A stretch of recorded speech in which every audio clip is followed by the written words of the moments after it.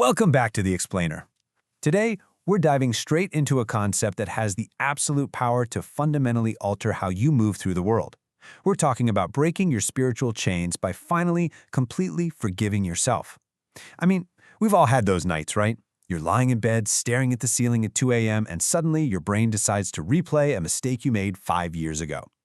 That universal feeling of guilt is just so incredibly common. But today, we're going to learn exactly how to reclaim your core energy from it. So let's just get right into it. Seriously, are you tired? I want you to really sit with that for a second. Because let's be incredibly honest with ourselves. Carrying around the dead weight of your past mistakes every single day is absolutely exhausting. It feels incredibly heavy, doesn't it? It's like dragging those old errors behind you on these invisible iron shackles. You end up waking up every morning already burdened before you've even managed to get out of bed. It's like putting on a backpack filled with rocks before you even pour your morning coffee. It's a very real, very visceral exhaustion that just kind of permeates everything you do. Okay, let's dive into this because there's a brilliant quote from the source material that completely shatters a massive illusion we all tend to fall for. It says, "You think your self-punishment is a sign of spiritual maturity, but it's actually the very thing keeping you enslaved." We have this deeply ingrained tendency to mistake constant regret for spiritual growth. We tell ourselves, if we just beat ourselves enough, if we never let ourselves forget what we did wrong, well, then it proves we've grown. We wear our guilt like a badge of honor. But those shackles, they aren't refining your soul. They are draining your power, which brings us to Section 1. The Illusion of Righteous Suffering. We really need to unpack this trap of chronic guilt and why it's just so incredibly dangerous to your growth. See, the ego tells you a massive lie. It whispers that holding on to this shame is a form of noble penance, like it's some necessary spiritual discipline. But the harsh reality? This state of constant self-condemnation creates total energetic stagnation. You think you're evolving by holding on to guilt, but you're actually completely paralyzed. And actually, neuroscience backs this up with a highly surprising fact. Dwelling on intense guilt and shame activates the exact same pain networks in your brain as a physical injury. You are literally, biologically, and spiritually paralyzing yourself and preventing your own actual evolution. The ego is incredibly clever, though. It'll take those past mistakes and use them as building blocks to construct a brand new, completely false identity for you. Think about someone who failed at a business venture in their 20s, and now, a whole decade later, they still permanently identify as bad with money, or just a failure. It builds this toxic comfort zone. It feels safe to stay small and guilty because, well, it's familiar. You don't have to risk failing again if you just stay in your penalty box. But the absolute tragedy here is that it keeps you tethered to a version of yourself that literally does not exist anymore.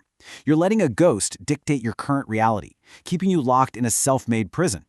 And to break out of that prison, we have to look at the exact mechanism keeping the doors locked. Section 2. Dismantling the internal tribunal. Now, what's really interesting about this is thinking of guilt not just as a passing feeling, but as an active, calculated control mechanism. Imagine an internal tribunal, a relentless inner judge inside your head. And this isn't a fair system of justice. It operates like a kangaroo court, constantly playing back your past failures on an endless looping highlight reel. Why does the ego do this? To maintain total control over your current vibration. By keeping your frequency low and heavy with shame, the ego ensures you never step out of that familiar, safe little box we were just talking about. It is not an objective court of law.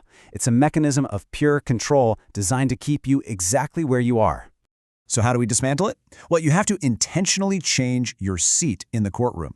Right now, you're acting as the defendant in your own mind. You're constantly justifying yourself, or even worse, just accepting the judge's harsh sentences.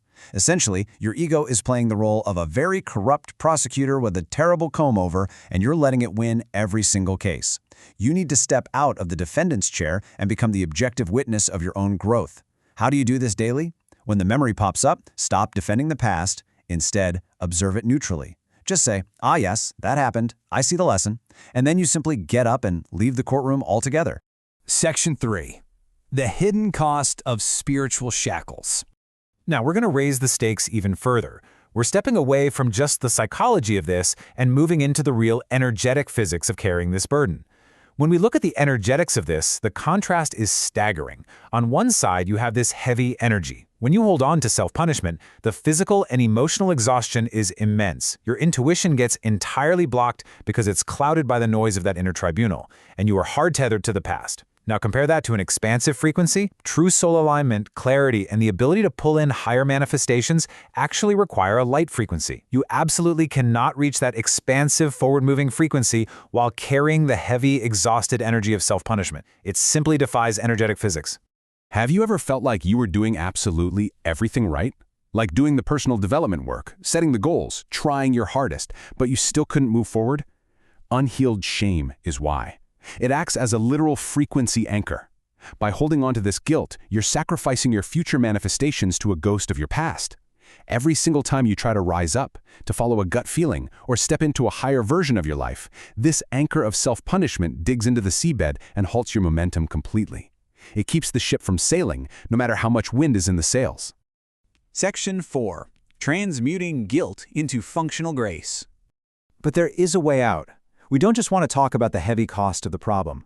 We want to shift to the actionable, functional solution. Forgiveness can't just be an intellectual concept. It can't just be a nice thought you have while reading a book. It has to be a physical, somatic practice. When you feel that familiar guilt rise up in your chest to your stomach, you have to actively, physically release that dense tension from your energy body. Take a deep, intentional exhale. Literally shake your hands out. Let the tension go from your muscles. And in doing so, you systematically reclaim the power you have been unconsciously leaking out into the past. So the crucial point is this reframe. Past errors are not deep, indelible stains on your soul. They're simply essential data points for your current wisdom.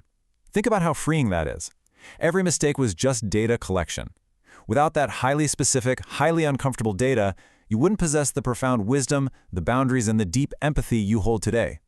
You don't need to scrub away a stain, you just need to integrate the data and move forward. The active process of this grace requires intention. Visualize it. Literally picture yourself holding a pair of heavy scissors and severing the thick emotional cord tying you to those old versions of yourself. Snip it. When you take the lesson but sever the tie to the darkness, you are directly pulling your energy, your power back from the past. You are slamming it right here into the present moment where it belongs. You are calling your spirit back to your body. Section 5. Walking in the unburdened light. When you finally drop this weight, the reality shift is immediate. Imagine for a moment walking without those heavy, invisible chains dragging behind every step. You step into your true light because you no longer have to flinch or hide from your own reflection. But it takes commitment. It requires a daily practice of radical self-acceptance.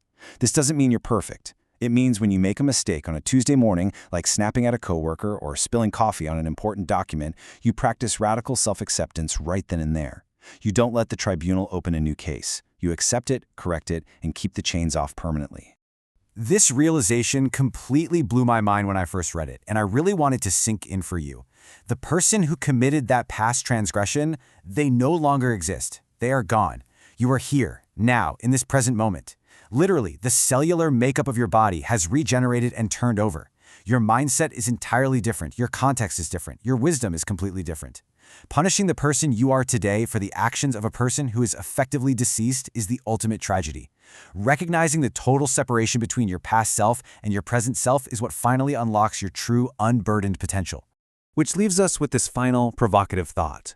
We're often so incredibly quick to forgive our friends, our family, and even complete strangers when they mess up. We listen to them, we comfort them, and we offer them profound grace. Yet we remain ruthless, unforgiving jailers to ourselves. Will you finally choose grace over your own destruction? Will you grant yourself the exact same mercy you so freely offer others? Take that question with you today. The key to the shackles has been in your hand all along. Thank you for joining me for this explainer. Until next time, step into your unburdened light.